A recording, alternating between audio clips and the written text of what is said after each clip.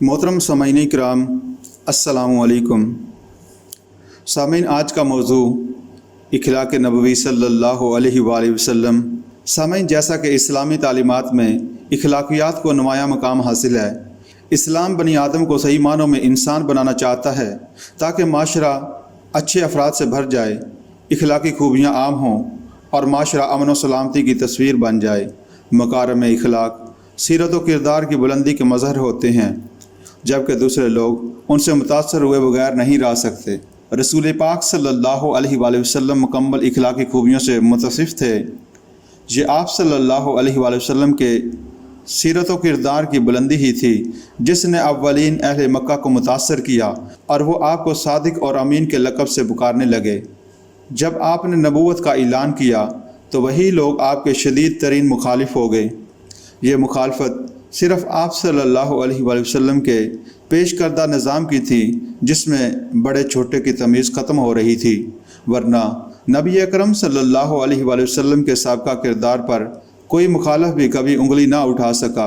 40 साल की उम्र में रसूल अकरम सल्लल्लाहु अलैहि वसल्लम पर नज़ुल वही का आगाज़ हुआ तो आप सल्लल्लाहु अलैहि वसल्लम पैगाम रिसालत लोगों तक पहुँचाने लगे।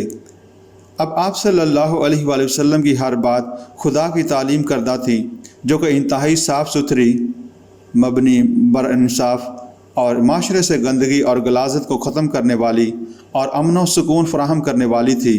मगर आप सल्लल्लाहु अलैहि वसल्लम तो कबल अज़ ऐलान नबूवत की ज़िंदगी में भी इखलाक व किरदार की इंतहाई बुलंदियों पर थे। एक शख्स ने आप सल्लल्लाहु अलैहि वसल्लम के साथ कोई लेन देन का मामला किया और ये कहकर चला गया कि यहाँ ठहरिए, मैं अभी आता हूँ।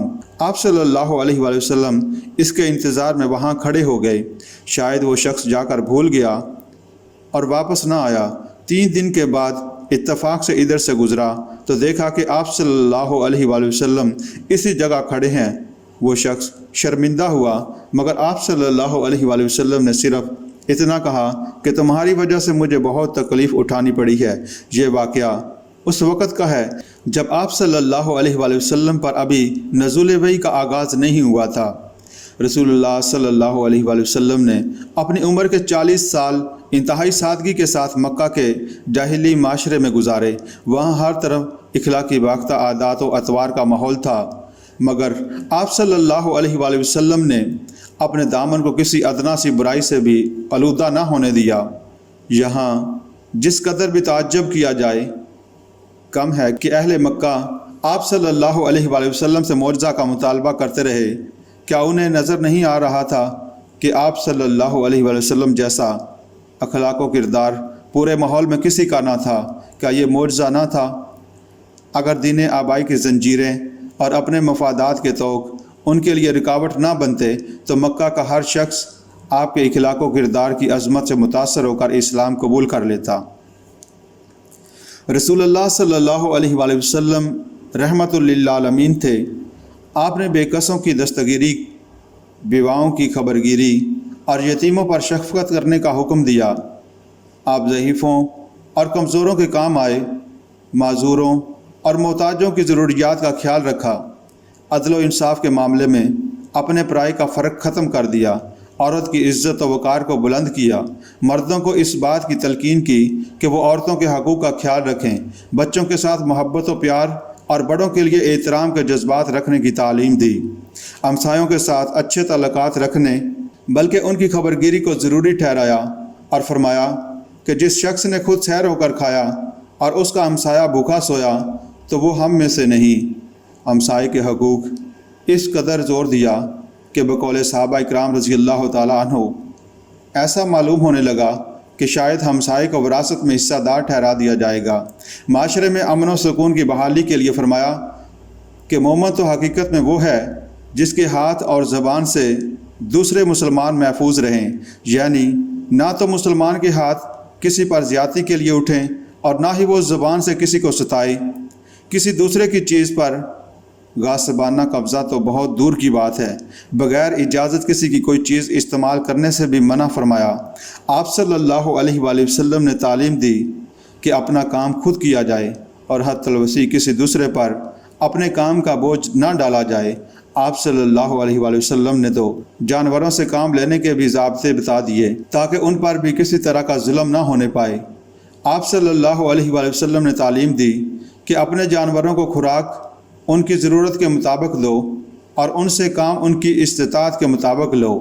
حلال جانور کا گوشت کھانا جائز ہے، مگر جانور کے ذبح کرنے میں بھی آپ صلی اللہ علیہ وآلہ وسلم کی تعلیمات رافت و رحمت کا مظہر ہیں۔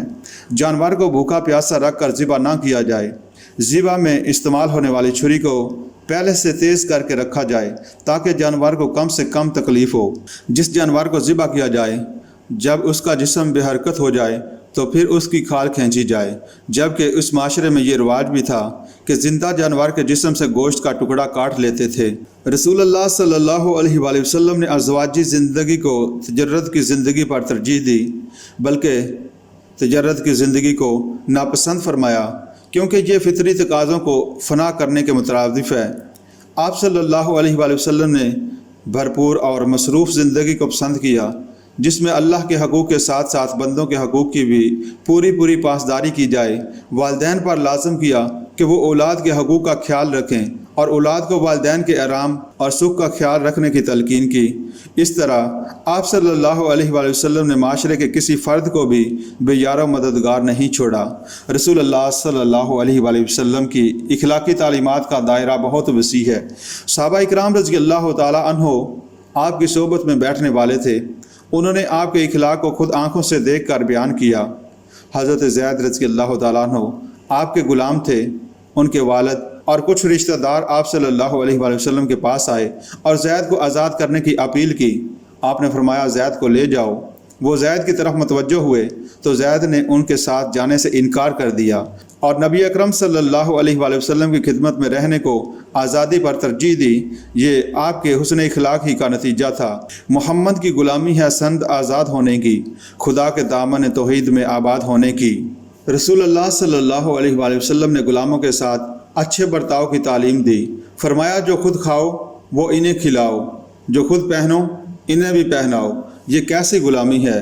اس پر تو واقعی آزادی قربان کی جا سکتی ہے۔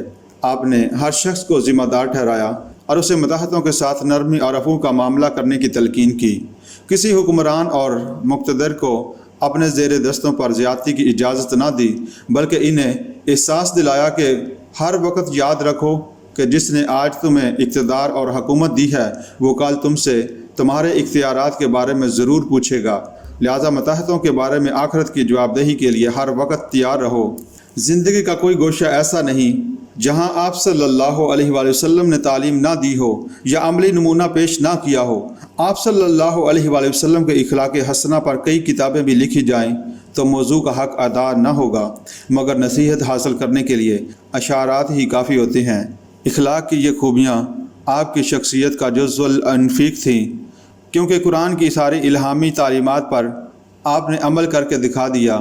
بقول ام المومنین حضرت عائشہ صدیقہ رضی اللہ تعالی عنہا، آپ چلتا پھرتا قرآن تھے، اور ایسا کیوں نہ ہو، آپ صلی اللہ علیہ وآلہ وسلم نے خود فرمایا ہے کہ مجھے اخلاقی خوبیوں کی تکمیل کے لیے مبعوث کیا گیا ہے۔ ہر مسلمان کے لیے لازم ہے کہ وہ اسوہ حسنہ سے سبق سیکھے اور مسنون اخلاقی خوبیوں کو اپنانے کی طرف سنجیدگی سے دھیان دے۔